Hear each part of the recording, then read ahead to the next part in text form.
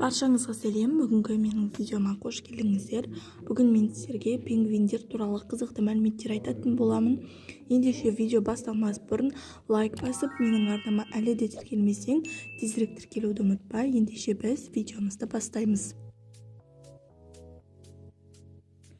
Пингвин қанаты болса да ұша алмайтын, тұрып жүретін жалғыз құс. Осысымен де өзге құстардан ерекшеленеді.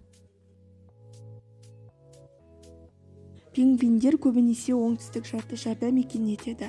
Негізінен Антарктидада тіршілік ететін құс. Дегенмен Антарктиданың ызғарынан өзге жерде де тіршілік ететін пингвиндер бар. Мысалы, Галапагос аралдарынан Галапагос пингвині деген атты алған пингвин түрі мекендейді.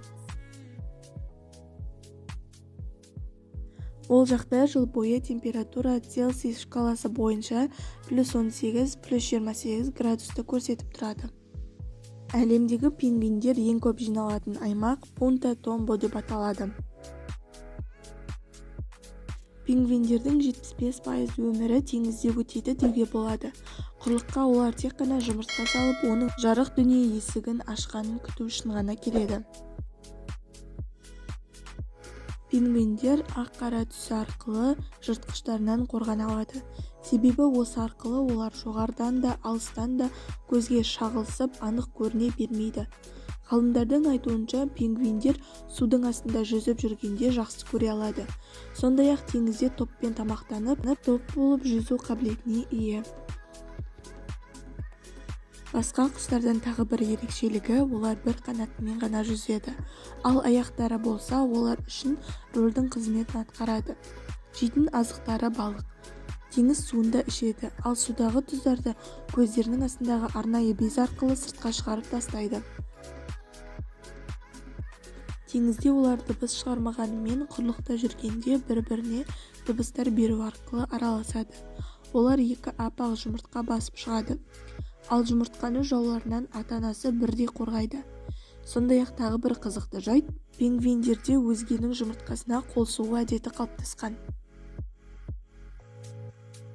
Өздерінің жұмыртқалары жау қолына кеткен жағдайда, олар өзге пингвиннің ұясынан жұмыртқа ұрлайды.